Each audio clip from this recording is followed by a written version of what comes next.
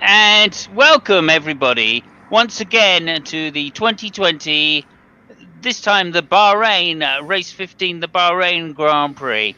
And I'm here together with my expert Italian Fabio. Ciao Fabio. Hello. And that's really great. Just to say basically that it was another fantastic Grand Prix for Lewis Hamilton, who basically started in pole position and drove away from the field and won the race. It was action-packed for Lewis all the way. He had to turn left. He had to turn right. He had to accelerate. He had to brake. And basically he did that throughout the whole race continuously without breaking concentration and came home in first place. It was a fantastic race. I much enjoyed it.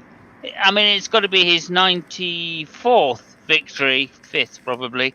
I have no idea. Anyone out there, let me know if you know the answer to that question. 94th or 95th, he's heading up for 100, and what a superb achievement. He is a man amongst gods who is a god. Let's just say that.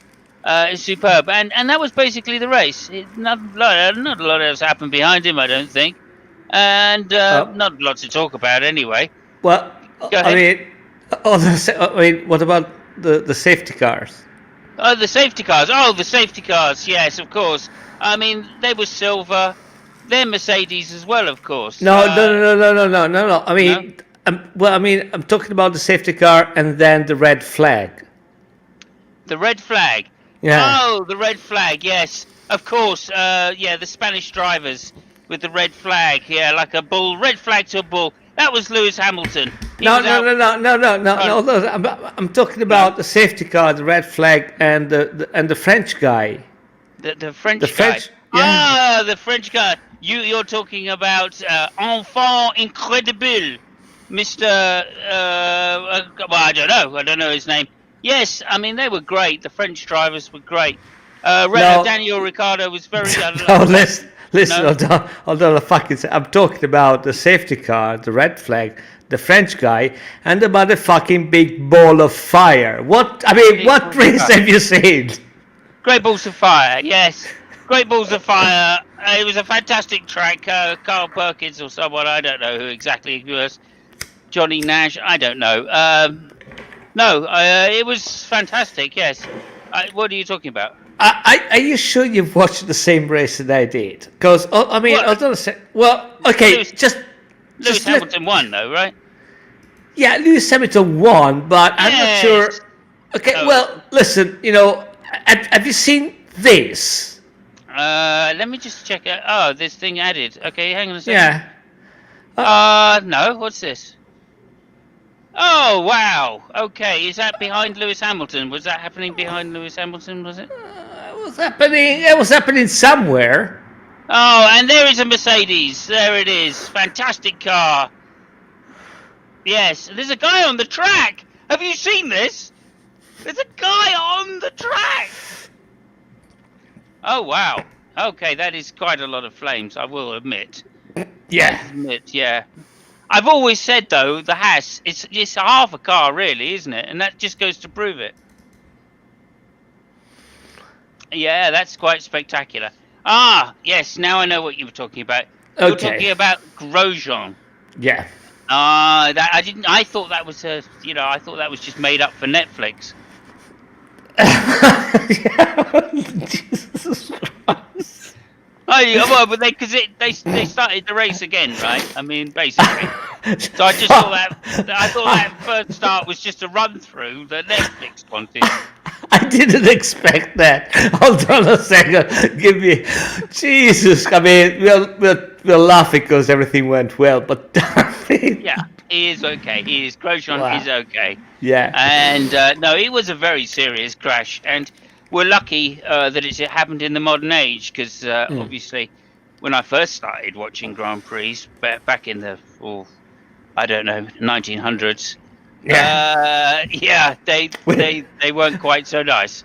And you get a crash like that going back 40, 50 years, like when I first started watching them, and a lot of drivers didn't survive. Yeah. In fact, we remember the Williams crash from the 70s. But anyway, let's not get too morose because he did survive. He's pretty burnt. I believe he's a little bit burnt up, Yeah. but nonetheless pretty good. And he'll be back to racing, I believe, by the end of the season, which will be great. I thought, it was difficult because I looked at it at the time and I thought, oh my God, this is terrible. Yeah. He's just slewed across the track without a care in the world. And, I first thought it was his fault, right? I looked at it and thought, well, Kvyat's just in the wrong place, wrong time. He can't be helped, the situation. And this is just another Grosjean not looking at what he's doing, basically. Yeah, unfortunately, yes. I think he was trying to avoid. I think it was Stroll which went away, and there was some debris from his car, and I think it was basically a McLaren and a Ferrari which got stuck, and he thought he could pass on the right, but unfortunately for him, Kvyat was there, and it just dived in like there was nobody. But Yeah. yeah, and it was it was intense, even because the first image was from the front with all the cars coming at you. So you basically see a car and then a big ball of fire, and it was just it was really intense. They didn't show any image, for about, I don't know, about 40 to 50 seconds. Yeah. And then they showed Grosjean in the car, it was okay, and then they showed all the other images that we saw, and it was, but the dynamic, the mechanics, it was incredible. And I've heard a lot of people complaining about the guardrail, where the guardrail was positioned and all that stuff. I mean, I'm not really sure about the positioning of the guardrail. It's inside the track. It's not an escape area, because you think that the car to go, on the outside, not the inside. I don't really think that the guardrail was, badly positioned. It was weird how the guardrail reacted to the accident. That was quite weird. I mean, well, but when you look at it, that the guardrail is built in 3 parts. Mm-hmm. Right. So actually, it was always going to do that. It was always going to disintegrate that way. And in hindsight, okay, we can say, well, yeah, this is why you have the Tech Pro barriers everywhere on all the other circuits. Why are they not on this circuit? We don't really know. And I actually thought it was a bad, the barrier was angled in such a way as to stop cars that have gone off just going forward further down the track. Right. Well, I don't see the point of that, because there's nothing else down there other than another layout of the track. Right. Well, so this is presumably the reason. Is because there's another layout of the track, and that barrier is doing another job, or at least out the way of another corner. So. Well, it's mostly the barrier over there is mostly to separate the track from. I think there is dirt, and then there is a ditch. And I think it might be useful if you have an accident and the car for some reason bounces, on the inside. But still, the way that the ass collided with the guardrail, I mean, I don't think they've been predicted by anybody. I mean, hindsight is, it's really easy after the thing happens, but I don't think that. There could be something to do, and even if I agree that the way that the guardrail reacted to the impact is there might be something better. It's also true that I mean it's I think it was doing something like 220 kilometers an hour, and the car is fully packed. It has 105 kilograms of fuel. It's they just started. It is as heavy as it can be. I think I saw a number which I'm struggling with it, but they said something like 50 G's of deceleration. I'm struggling with the number, but if it's even close, it's insane. It's like And one of the biggest. I remember. I think it was Massa had a crash at 30G. Yeah. And he was lucky to walk away from that. Very lucky, and in fact, he'd done serious damage to his neck or something. I think he had to miss a race. Yeah.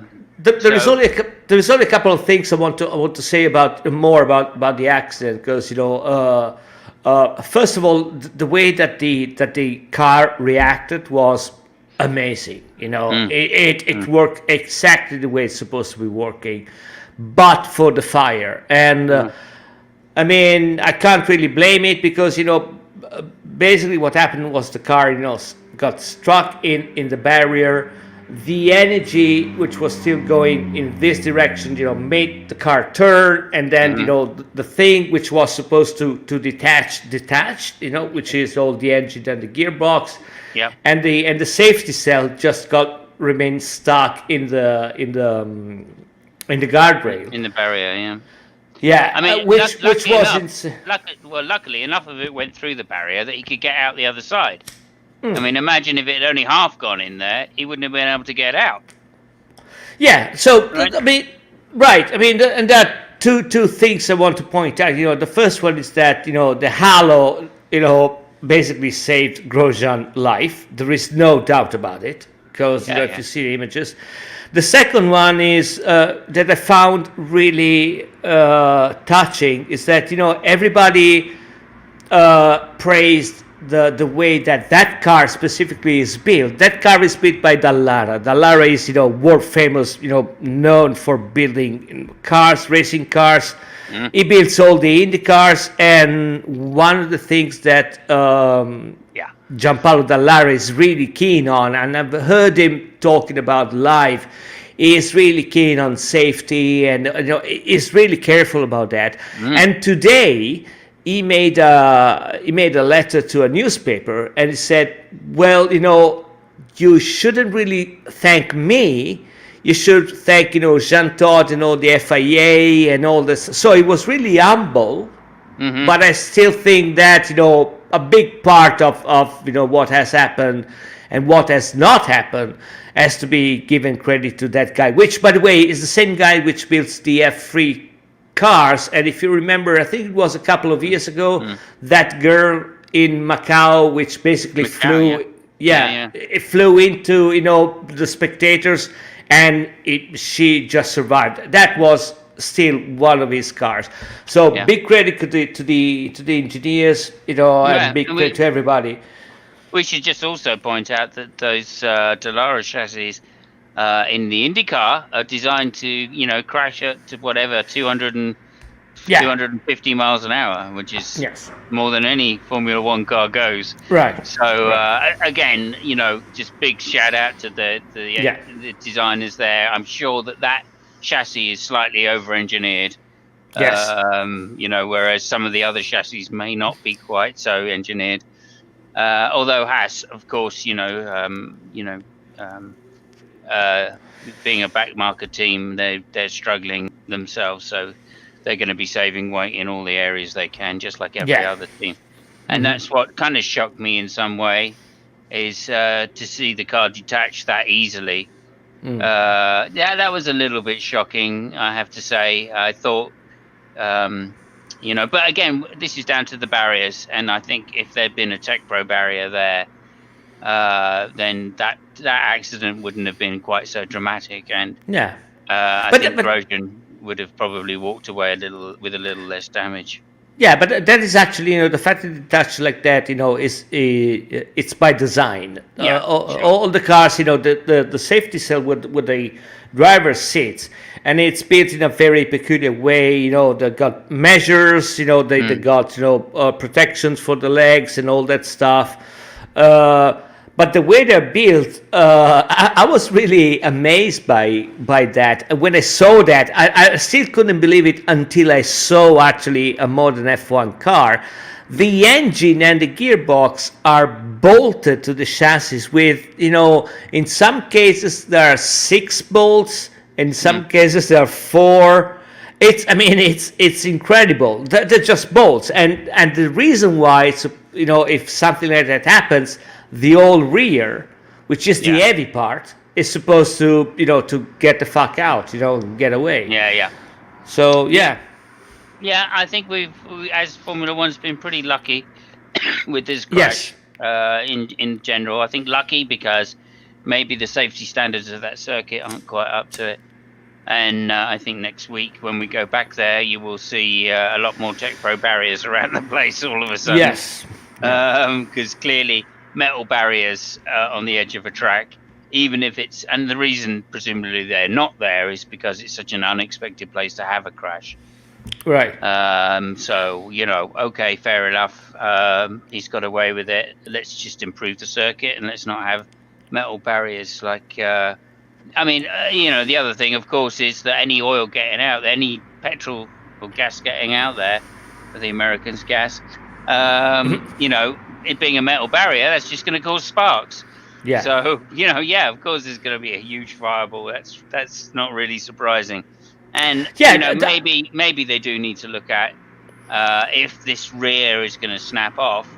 Well, then they've got to do something else with the fuel cell to protect that and make sure that there aren't any, when the pipes break, they don't break in such a way as to expose the fuel inside the fuel cell. Well, that is the rationale right now for the tanks. You could hit them, smash them. They're not rigid. They're made of plastic, and inside they're coated with rubber. It's the same. It's the same tanks that they use in helicopters. I think I've heard someone saying that maybe one of the starting factors was the fact that the battery pack, which remained on the rear part of the car, it just exploded and ignited, the fuel. Yeah. So that might be an issue that they should look into. For sure. I think they're made of Kevlar, though. It's not just plastic. Oh no! Yeah. I mean, it's Kevlar and composites, and the inside is rubber. So it's really weird. Yeah. It's the same one that we use in motorcycles, basically, and it is weird. But that kind of impact. I can hardly think of anything which can, sustain that kind of impact without breaking or rupturing in some way. And the tank was full anyway. And I think that's another real contributing factor, is they stuffed it full of fuel, and therefore any kind of heat would have expanded the fuel. And then that's the kind of pressure that anything is not going to stand. It doesn't matter what you put that much fuel in and heat it up, it's going to explode, isn't it, really? But anyway, the main thing is that Grosjean is okay, despite the massive accident, and that's a great thing. So we obviously wish him very well. I just also mention that on the way to his car, Lewis Hamilton tripped slightly. He tripped? What? He tripped. He just tripped slightly, stumbled a little bit forward. I think he might have stubbed his toe when he was getting to the car. Jesus Christ. I just want to mention that. He's okay, though, everybody. 7 times world champion Lewis Hamilton. He's all right. He will be racing next week. No problem. Holy shit. But I just wanted to put that out there. It's more considerations. Yeah. The shoes aren't designed for ultimate safety. They're not steel capped or anything like that. Right. They're very delicate, like ballerina's shoes almost. Yeah. So that's maybe something the FIA want to look at. I don't know. Yeah, the shoes. No, you're right. Yeah, they should look into that. Yeah, absolutely. The fucking shoes. I mean, what they should really look into, on a serious note, is that I think it is about time that with all the money that they put in F1, I think what they should really have is a team of persons which are the same for every circuit, which are dealing with safety. And I'm talking about the marshals, not the managers. Because the guys which approached Grosjean with the fire, one of them was totally useless. And Yeah. the other one, basically the doctor, Ian something something. I mean, it basically was the one which helped him, take off, the fire extinguisher, and then Yeah. he had to take off the guy. So I think this is something that they should look into. And another thing they should look into is the dogs.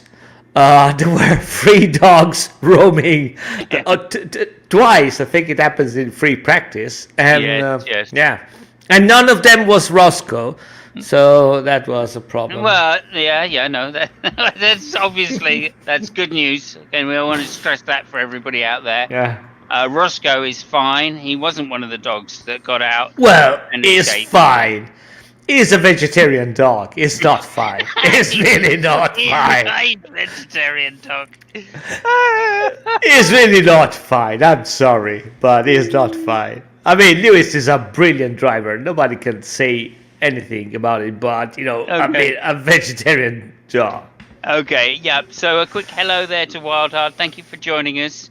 75, 76, 77. Was it 75 or 74? 70. Louder. I'm guessing you're right because you're the one that is actually putting the comment up there. 75. And yeah, no, Lauder had a similarly terrible accident at Nuremberg, was it? No, not Nuremberg. Not Nuremberg. It's the Nürburgring. That was 20 years earlier. That was a terrible Yeah, accident yeah. as well. Maybe he had a terrible accident at Nuremberg too. I don't know. We don't know. But, Yeah, we don't really know. Yeah. He's No. Austrian, so that's Yeah, not great. right. That's not a great start, is it? Right. nope. No, Lauder at the Nuremberg ring. Was it Nuremberg? No, it wasn't Nuremberg. It's Nürburgring. Nürburg, the Nordschleife. Yes, the Nordschleife. Thank you very much. Yeah. And yes, he was dragged out of his car, which was in flames. Back in the day, they again into a metal barrier. The car broke into pieces again, and he was dragged out of his car by who was it? Petter someone or another. I can't remember the guy's name offhand. I think Hunt slowed down and stopped as well, but there was two other drivers on the scene. One was Merzario. Yeah. With I can't remember which car, and I can't remember the other one. I remember Merzario because there is a story about the guy. So the funny story is that Merzario claimed that, and he's still alive. He said that Lauda never went to him and thanked him or even recognized him, and only after something like 20 years, he gave him a watch. And he was really salty about that. Yeah, I shit you not. So yeah. Yeah. Okay. Fair enough. Yeah. Anyway, that was another big one. And obviously, I think I might have seen that. I think I was about 12 or something when that happened. And that was about the time I started watching Formula One. In fact, it might have been that accident that started me watching Formula One. Who knows? Mm-mm. But anyway, I remember the James Hunt year. That was the first year I really got into it. But anyway, okay, so back to the race. Thank you, Wildheart, for that. And yes, the Lauda joke. Of course, we love the Lauda joke. I've made that one a few times. Go ahead. No, I'm reading. I was thinking. I don't think it was in '75 that Lauda got burned. Was it? 76? No, I think it was '76, but I might be wrong. Yeah, So, I think 76 yeah, sounds about yeah, right, actually. Yeah. Yeah, It's when Hunt won. And Yes, the joke was, of course, slightly different to that. Let's just put that. It's Right. the joke was who won the 1975 World Championship? yeah. Louder. Who won the 1975 World Championship? It's a great joke. I love it. Yeah. Anyway, that's fine. So anyway, Grosjean, that was the main talking point for the first hour of the race, mainly because they stopped the race and didn't get started again until they'd fixed the barrier. Although they didn't fix the barrier, clearly, they just tried to fix it and then went, "Oh fuck it, we can't fix it. We got nothing to do. Let's just go start the race again." But anyway, there you go.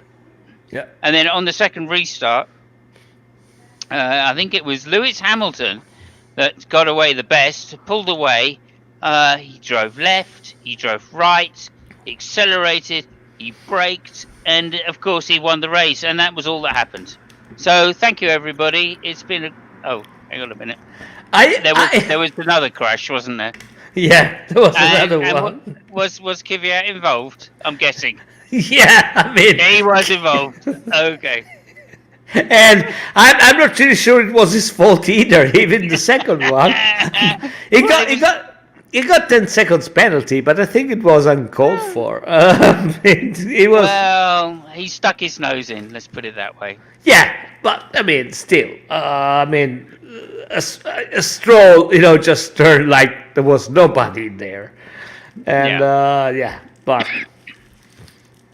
Yeah, I mean, that's a very good point, actually. Maybe, and this is just a maybe. Maybe they need to look at the mirrors regulations. Well, maybe they have to look at the mirrors. I would say I would start that.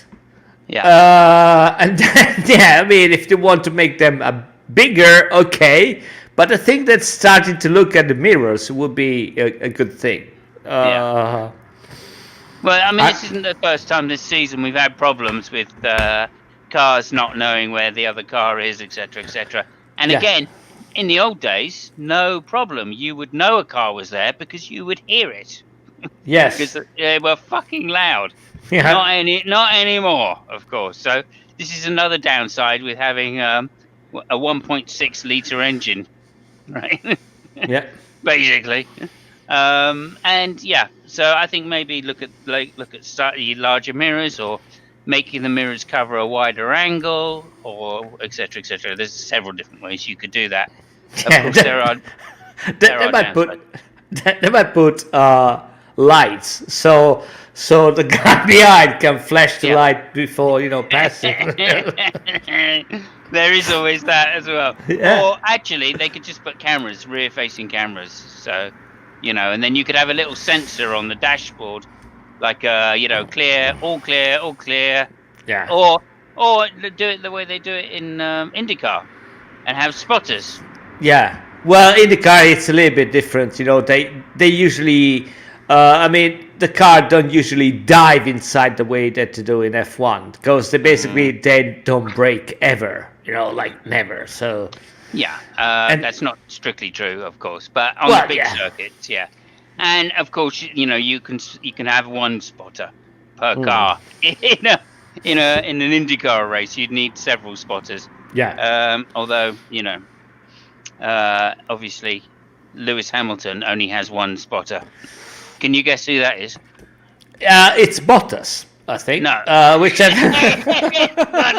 Oh, brilliant! I was going to say it's Bono, right? I have a theory. I think that Lewis Hamilton is paying Bottas a shitload of money in the last races, and the reason he does that is because he wants to. It was really, I would say rightly so. But it was really salty about the comment that Verstappen made before the race. Verstappen said that 90% of the drivers on the F1 grid would win the championship with Lewis Hamilton's car.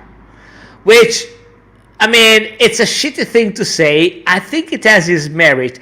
The only problem I would say with that thing is that you might be right if you just say that 90% of the drivers in the F1 grid will win the World Championship if they took Lewis Hamilton's place in that car. Because I'm not sure that if Lewis has the same car, 90% of the people can actually outdrive the guy. Yeah. And this is what the point I was trying to make. I think that Lewis is paying Bottas a shitload of money in the last races just to telling the guy, listen, do a shitty race, because I want to show everybody that it's me driving, not the car, which is really good. So you do shitty things like you're not able to start. They change you 3 tires instead of 4 tires. That kind. So I think Lewis is sabotaging Bottas on purpose. Yeah. Okay, so this is something that you brought up here, which I'm quite keen on, right? Which is the shit talking that Red Bull normally does during the season, right? They normally do a lot of shit talking. And they're normally like backhanded compliments. Yeah. So they'll say, "Oh, Lewis Hamilton, he's a fantastic driver, but anybody else could do it in the car." It's like he's a great driver, but he's just like everybody else, really. And if we put Verstappen in there, he would be better. That's basically what they're saying. Yes. And of course, this is a silly dig. It's not stupid. It's a silly dig, of course, because we know that if you put Verstappen in that car, he would just be bitching about how he's not getting the same tools as Lewis Hamilton. Because you can't just rock up into a team, no matter how good you are, and be the second driver and expect to just outperform, somebody who's been sitting in that seat for a long time. Exactly the same way that Lewis found when he first got to Mercedes, and he was actually behind Rosberg for the first year. Rosberg having been there for several years. What I think that Verstappen really meant to say is that if you switch Lewis' car with 90% of the cars on the grid, the driver which is on the other car would be able to win the championship, which it might make sense. It is still stupid, but that's still silly because of course Bottas would then be winning. Well, right? Bottas is useless. We see that, so I'm not even considering Bottas, but the thing I'm saying is that I understand that Lewis is salty about those comments because I think they are unfair. Of course, yeah, but this is Red Bull way, of course. Okay, it's Red Bull, but there is also the fact that Mercedes and Toto Wolff, they're not really immune to that kind of trash talking and shit talking. So, in a way, I think that Lewis is in the middle of of trash talk, which he didn't start, but somebody else in his team, maybe, I don't know, I don't want to say that he started, but he's really happy to keep going on. So, yeah. I think that if Lewis is angry about the kind of comment, I think he has a reason to be angry, but he should also look inside his own team, telling people, okay, now shut the fuck up. Because, some of the things that you guys say are insane. Everybody just shut up. Yeah, I mean, you can't do that because that would be blaming somebody, and that's not the Mercedes way, apparently. But, I mean, I will say this. Red Bull will shit talk themselves. Right, I mean they don't mind shit talking anybody. They've already shit talked however many. I mean, what was that thing? They turned around when it's convenient for them. They will turn around and say things like, "Well, Gasly has driven fantastically.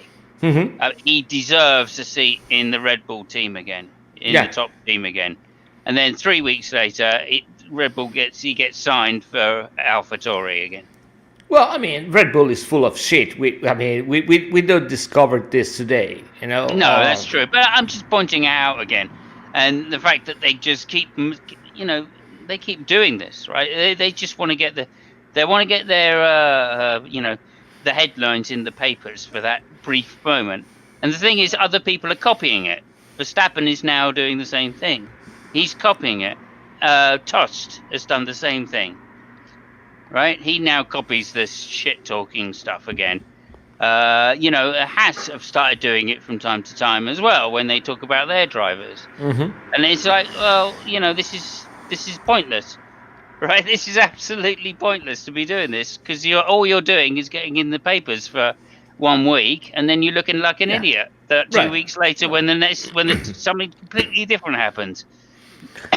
No, but I agree with you. I mean, the thing is that they have to put something on the paper, and the really simple thing is that if anybody says, listen, in F1, I would say 80% is the car and 20% is the driver. I mean, nobody would complain about that.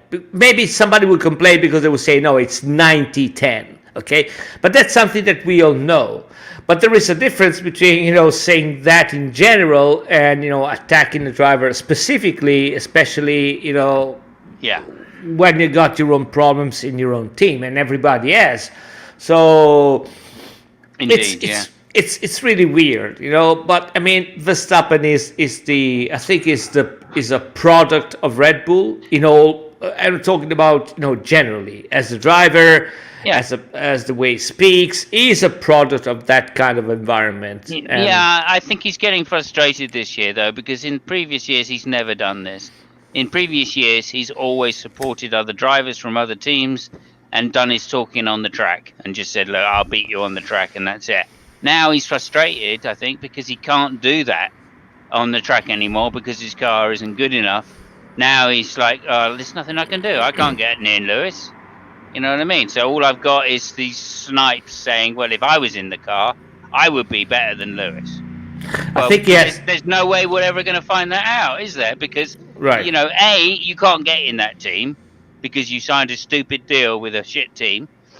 I'm making that up, right? But he signed a long-term deal with Red Bull, and that's fine. He took the money and ran, and that's great. Now put up with it, And secondly, even if he got in that team as the second driver or another driver equal to Lewis, he still wouldn't beat Lewis because Lewis has been there for so long. They've designed the car around Lewis, so there's still no chance that he's going to actually win unless he gets lucky like Nico Rosberg did. I think he has two reasons to be frustrated. The first one is that everybody talks about Ferrari and other cars, but I think that the real problem is with Red Bull, because Red Bull, they were really they put a lot of money in this year car, and the fact that Mercedes came up with something new and better actually hurt them way more than the other team. That's the first one. And the second one is the fact that Honda decided to retire, and that's something which really caused big problems with the team, because now they are without an engine, and now they have got to talk to face a different problem that they didn't think they were going to face. So those are resources, those are time, which are taken away from the car. So I think he's frustrated because of those two reasons, and he's also a whining baby, as Lewis is. Let's be fair. There's not too many people which are not whining constantly. Except Ricciardo, I think. I can't remember Ricciardo. Being... Well, yeah. Although he was whining today. I mean, yesterday. He said something about the number of replays. Yeah. But I mean, he was whining about something which he might have a point. I don't think he did, but it didn't have to do with the car or the team. So no, that's true. Mean, he's still a guy which drinks champagne from his own shoe, right? So yeah, fair enough. Again, I'm not. The other strange thing I found out, of course, was Vettel says he puts a lucky coin in his shoe. Yeah, this is something I think that it goes back to the Red Bull era, because that's not the first time I've heard the guy saying that. And it's not news. Yeah, I'm just thinking it's a bit uncomfortable, isn't it? I don't know where he puts it, but sounds a little bit like, I got something in my shoe. Yeah, it's that stupid fucking coin you put in there, you dick. You know what I mean? Anyway. Well, I don't know. I mean, I think that Lewis Hamilton puts an American Express black card directly in his shoes, but this goes without. Yeah, and you never know when he's going to need to just pop out to the shops and buy something, like a new house or a new sports car. Some vegetarian food for the dog. Oh, some vegetarian food for the dog. I did hear that he's selling his car collection because he's feeling guilty about it or something. I don't know. Really? He's only going to hang on to a couple of supercars or something. I don't know. I mean, I don't know how you can feel guilty about earning 30 million a year. It's like, well, yeah, okay. I don't think a few supercars are going to make the difference, but his LaFerrari is going, apparently. Well, he can give it to me if he doesn't know where to put it. And if he really feels guilty, he shouldn't sell it. He should give it away. Yeah, exactly. There you go. He's going to make a lot of money selling those cars. Right, yeah. A lot of profit. It's because he wants to drown the guilt with the shitload of money that he's going to make for the car. Oh Yeah. my God!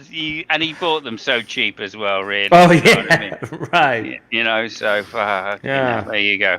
Anyway. Anyway, that's Lewis. That's Lewis for you. Hmm. He is, of course, well, he is probably the best human being that has ever lived. Holy So, shit. so there you go. 7 times world champion. I mean, there you are. And What? he never drove anyone off the road. Why don't you fuck him already? Because What? You don't think I've sent the email? What, well, I you wouldn't be fucking, surprised if you don't. you fucking crazy? Oh Yeah. dear. Okay. I've offered to. Well, I won't say that joke. That's a bit too far. Even I won't go that far. But I've offered to dress up. Let's just say that. I was gonna put a spaniel outfit on and see if he wanted to Yeah. do me. But there you are. Okay, so that's great. We covered that. So honourable mentions. Albon finished 3rd. Yeah.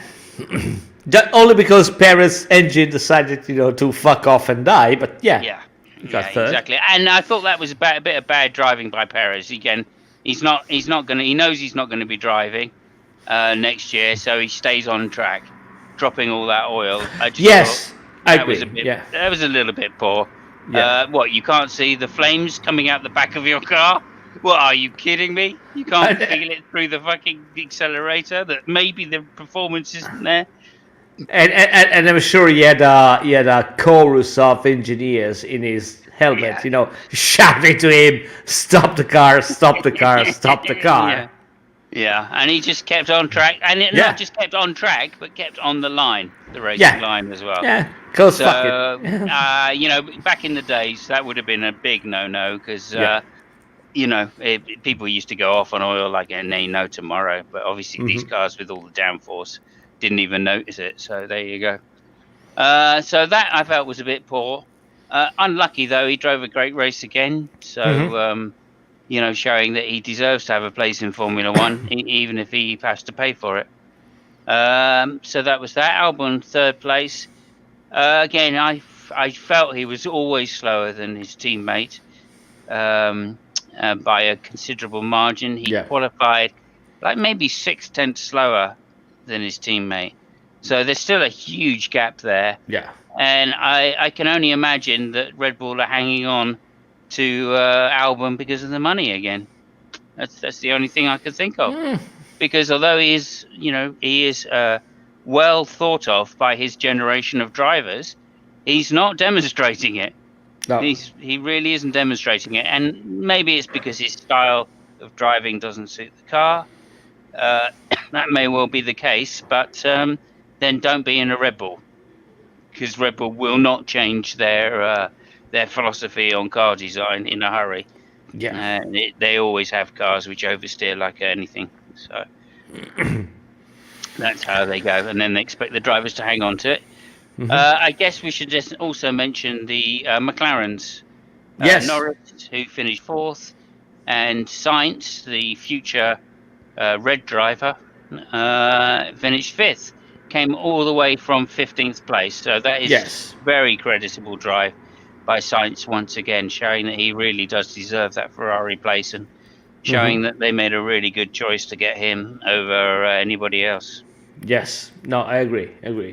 And other thing, I was disappointed. I was really rooting for Russell to get some points this time.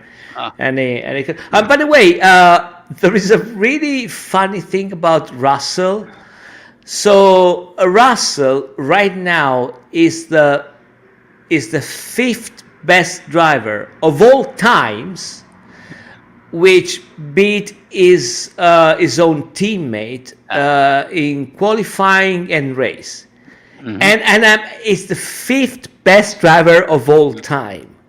Like, I think the first one is Lewis, then there is Senna, Schumacher, Senna, Mansell, and then Russell.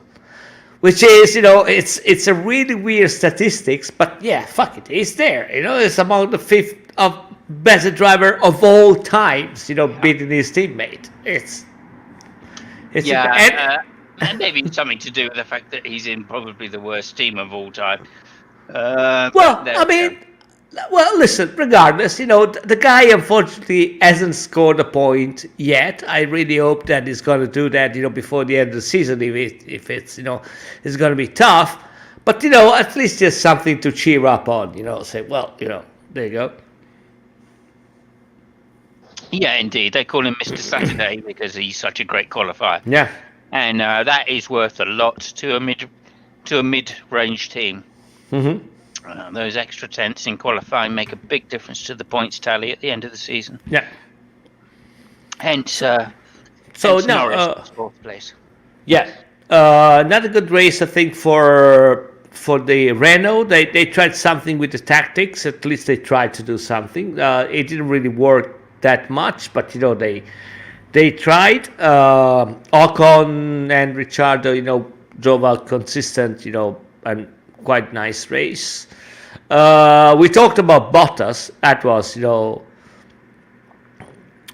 was really embarrassing to watch. It was incredibly bad. From the way he started, and then he got a puncture, but even when he got back, it was really bad. The Ferraris were shite, as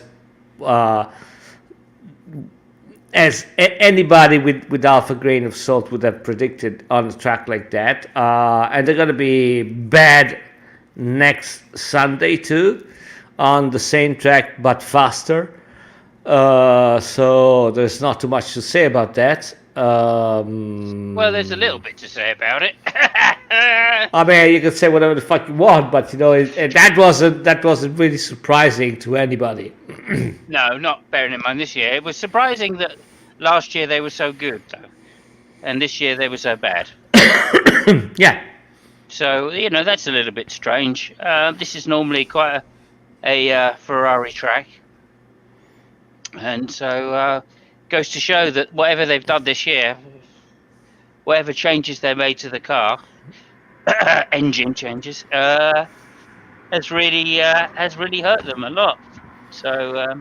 Well, the car has been bad through all the year, and we've seen that they were bad in fast circuits too. Well, the end of last year as well, it was pretty bad, to be honest. Well, yeah, I mean, not as bad as this year. I mean, this new car is really bad. They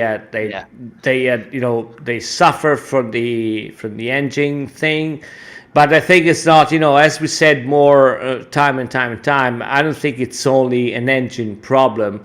It's the overall car, which is terrifying in a bad way, with a low downforce circuit. It's really bad.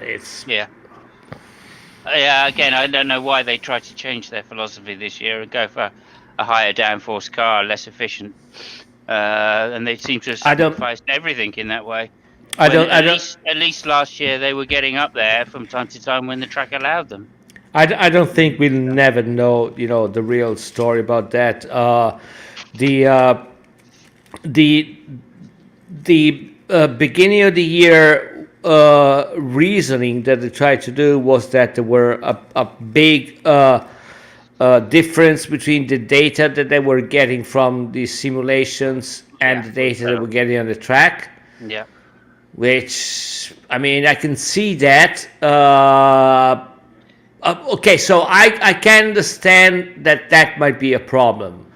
It only tells half the story, because once you told me, okay, there is a big difference, okay, carry on. Where is the problem? What is the problem with your simulations? Or, where's the problem with the data you get on the track? I mean, there is something, which doesn't add up. Or Yeah. So absolutely, it doesn't add up for me, because if they thought that was the problem at the beginning of the year, then it would have been solved by the end. No, what I'm saying is that I understand that this is a reason why the car is bad. I get it. Okay, that's the reason why. No. There's only one reason: the chassis. That's the only reason. No. Hang on a minute. If your car starts that bad and ends that bad, it's the chassis. No, I get it. You've had plenty of time to do the aero through the year. No. Listen, we are saying the same thing. What I'm saying Oh, is okay. that, so when you're telling me that the reason you went with that kind of car, with those choices, is because you have problems between, what the data you can get from the simulations and the data you get from the track. Okay, I understand that might be the reason why you made a car so bad. But it's only half of the story. Once you told me that this is a problem, you're going to tell me where is that exactly is the problem. Because I mean, I don't think that your problem is that you have numbers from the simulations and number from the track and you can't compare them. So something is wrong in the methodology that they get the data either from the simulation or from the track. And that's the real, that's the real problem. That's the real, crucible Yeah. of Yeah, no, agreed. I think it's. I think they were relying on the wind tunnel data to give them these aero advances, which they've brought. Right, they brought little updates here and there, etc. But they're just not making a difference to the car.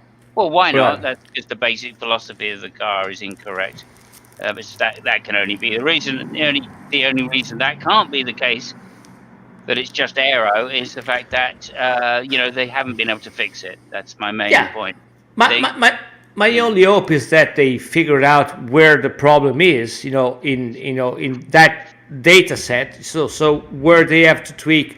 So either they have to tweak the model that they use in the simulation, or they have to tweak the methodology that they get the data from the track, mhm, because there is something which doesn't add up. yeah, So I only hope that they found out where the problem really is, mhm, and they will be able to do something a little yeah. bit different for next year. I, But I think I think we talked about it a few races ago, and as far as I can see, is they've gone to this high rake kind of philosophy, and that's not as easy to get right as a lot of teams have found out during the year. It's a real struggle to get that philosophy to work, because you're sacrificing a lot of potential downforce in fast corners for slow speed yeah, advantages in cornering, entry speed mainly.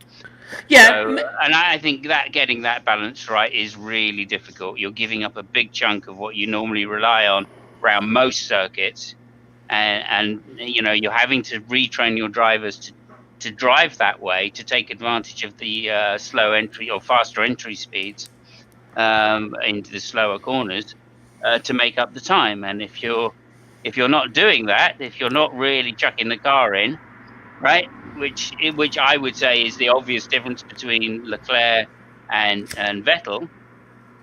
Leclerc is happy to throw a car into a corner and find out what happens. Vettel is a little bit more reticent to do that. Okay, yeah, and maybe through experience, but maybe because he's less naive to the way to drive these cars, and that's favoured Leclerc all year, it seems to me. So yeah. I mean, maybe it's that.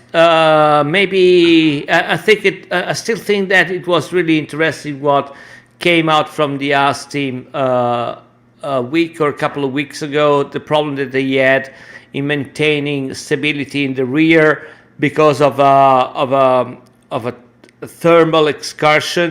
That they, yeah, they once temperature were up or down, because of the way that the geometry of the rear suspension is made, it couldn't really work the way it was supposed to be. So I think it's a mix of all those things, okay, yeah, and well, I mean, again, I really do hope. I mean, now that the season is gone, I really do hope that they found out, what the real problem is, that they could at least, take a step back. I'm not expecting, miracles from next year car. But I would be really happy if they could at least make a consistent car, even a mid pack, mid to top pack car, but at least it is consistent. yeah, Not something that it's lapped, on a Sunday, and on 3 races ago, it was actually, fighting for the 5th place, because that is the really puzzling part. That Yeah. is really disconcerting. Yeah, and again, it's worth noticing. I feel it's worth noticing that Leclerc, of all the Ferrari powered cars, Leclerc was up there, Yeah. showing at least that he's got some driving technique with this particular car, however bad it is going. And all of the other drivers that were in Ferrari powered cars, or had Ferrari parts at least anyway, they're all right at the back of the grid. So I agree with you.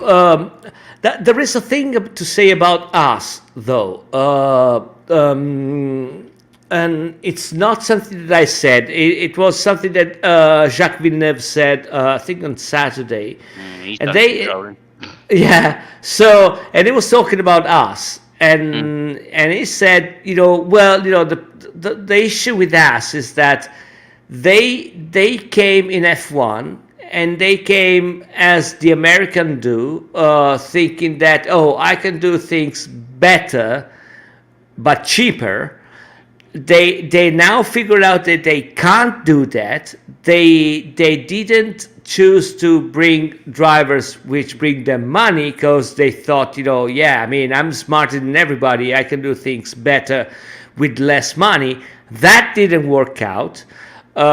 So his opinion, and I kind of agree with the guy, is that now that they managed to keep everything basically congealed for the next season, what's basically us is doing is say, well, okay, this year we're not putting any money in the team, and that makes sense because they made no development at all. Next year we're gonna just cruise along, because it will be the same, and we're gonna sell everything in 2022. Yeah, okay. I mean, that might well be the case. Yeah. I don't think it's. I think. Yeah. Okay. So that might well be the case. In which case, I would expect 2 paid drivers next year, at least, anyway. And that's certainly possible, anyway. So. I think the next thing to say, just quickly, is that the reason they've dropped to the back, because they didn't start at the back. All of these teams, they were midfield teams, and now they've dropped to the back. And especially, I'm noticing Alfa Romeo, who actually were up there near the big, top 10, kind of. Top 10, 10th place. They weren't top 10. They were around 10th place at the beginning of the season. So clearly they've just not developed the car. So again, because because the new regulations, which were supposed to be 2021, are not coming in now because of cost capping. Yeah. It means we're going to have the same sort of season next year, which for me is a big shame. One would hope, though, that at least Red Bull with the Honda engine again next year for their final year is going to at least take some control over the engine, and at least package the car up a bit better this year for next year rather, and at least give Mercedes some trouble without the DAS, because at least that's the only thing that's going to give us any hope for next year, is the fact that somebody's had to cripple the Mercedes. My only hope is that, and again, I understand that I'm basing that a lot on what came out from us a couple of weeks ago. So my only hope is that, and I don't know, for example, because they yet to declare, I think by the end of September, which part we're going to congeal. And I don't know if Ferrari declared the rear suspension, as a congealed part. So my only hope is that this season, especially for Alpha and us, they found out that there is really a problem with the rear of the car. Yeah. And basically Ferrari told them, listen, there is nothing we can do about it. There is literally nothing we can do about it. Don't spend any money on the car, because it's going to be pointless. And we will make a new rear thing next year, which might improve the thing. So this is my only hope, that they might be able to redo the rear and give it back, to us and Alpha, and show up to be, so I'm not saying that this is going to be the old problem, but that might be part of the solution. This is my only hope, because if that doesn't happen, I agree with you. It's going to be the same season all over again. So yeah, indeed. And I can't see it changing, because once you go down this high rake development business, you can't just suddenly back out and expect to gain everything back again. Because that's not the way it works in Formula One. So they're really going to have to go ahead with it and try and perfect it. And as you said, the problem is at the rear, which is exactly the problem you get with high rate cars. Okay, it's trying to get that rear nailed down, and it took Red Bull a couple of years at least, having developed it. And of course, they used a lot of trick developments, aero developments, to get around the problem before finding the solution, I think. So, I mean, I don't know. We'll see. I mean, I get what you say. I agree with you. I mean, 90% agree with you. I think there is something more, but yeah, we'll see what happens. I mean, I think that the only thing, that the thing we agree is that we just hope that